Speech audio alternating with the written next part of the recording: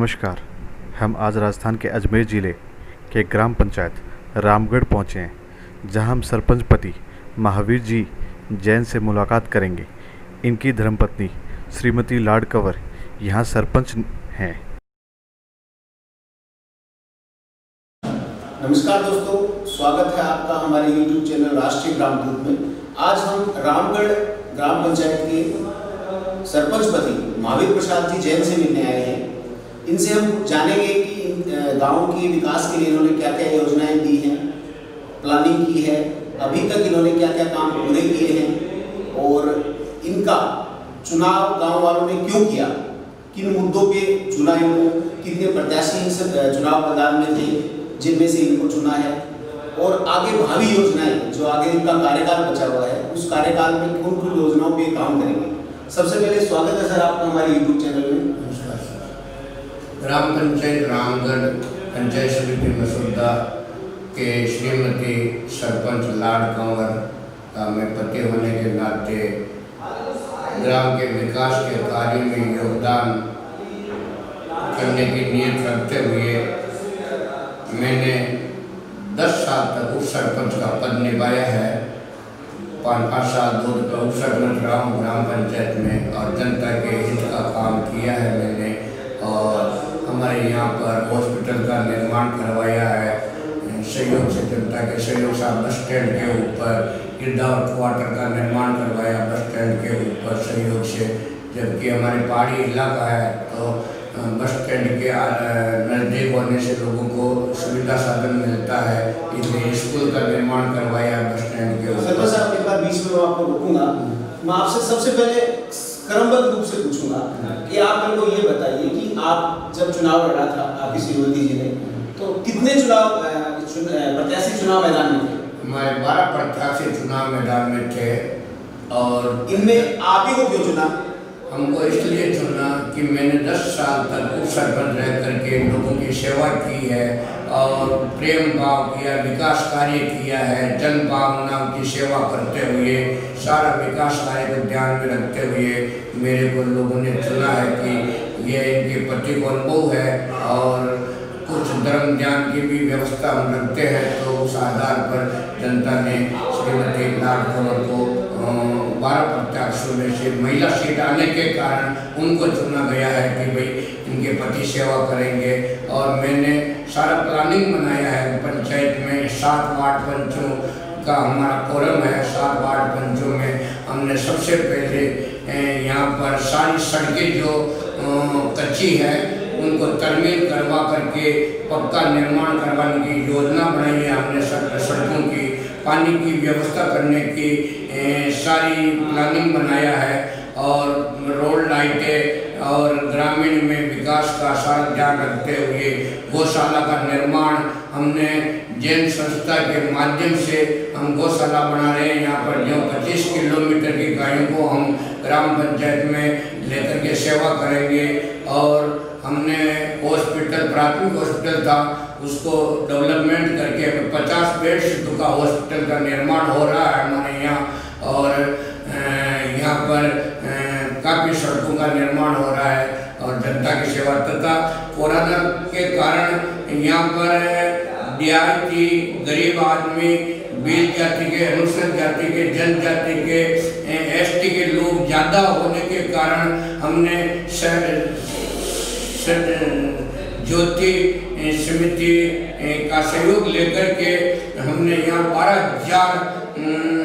लाख रुपए का आटा, सामान, तेल, लून, मिर्चा, हल्दी, दड़े सब मिला करके बंटवाए लोगों को। ये लॉकडाउन की बात है, जब लॉकडाउन का अभी भी हम बटा रहे हैं। कल भी हम 5 लाख रुपए का सामान बंटवाएंगे ग्राम पंचायत में, गरीबों को, ST को, शेड्यूल कास्ट को भी, सबको मिल करके हम सहायता कर रहे हैं। सरपंच साहिबा ने भी 1 लाख रुपए का जनहित के लिए सामान वितरण करवाया है।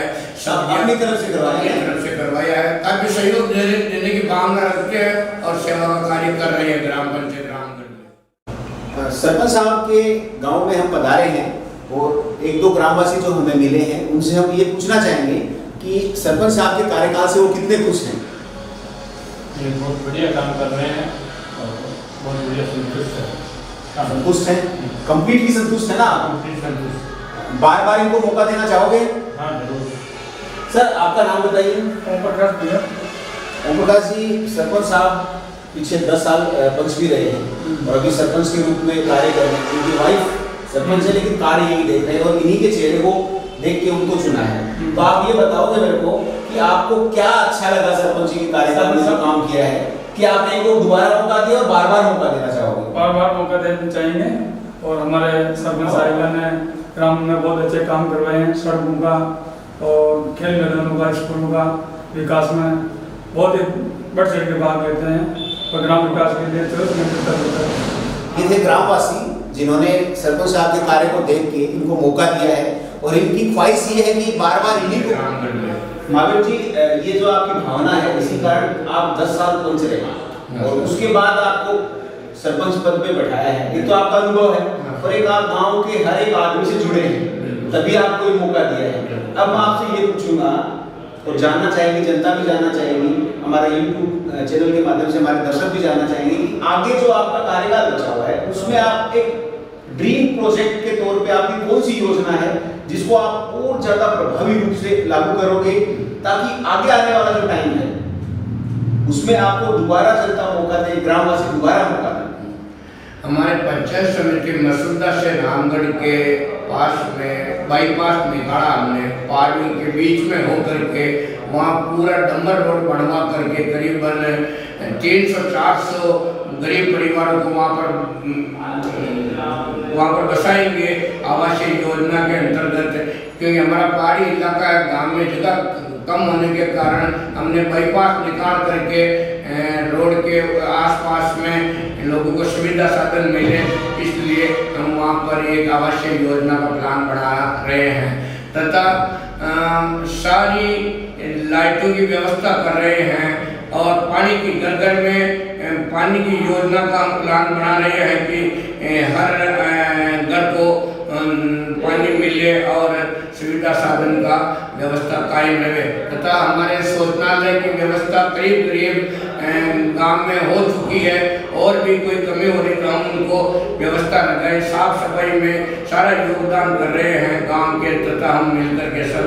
और श्रमदान के एक अभियान चलाया हमने, श्रमदान करवा करके लोगों को आटा, गेहूँ, चावल, चना, मूंग, दाल, तेल वितरण करते हैं ताकि उनको ये महसूस नहीं हो कि हमको फोकट में दे रहे हैं, हम तो उनको वितरण कर रहे हैं सारा सामान। एक चीज आप बताइए सर, जो शिक्षा व्यवस्था है, शिक्षा व्यवस्था के बारे में और उसमें भी अगर बालिका शिक्षा की बात करें अपन तो उसमें आपने क्या सोचा है? इतने आपके गांव में बालिका शिक्षा का क्या रेशियो है? लड़कियां किस प्रकार से पढ़ाई करने जाती हैं या स्कूल नहीं जाती तो आप कैसे मोटिवेट करते हो उनको?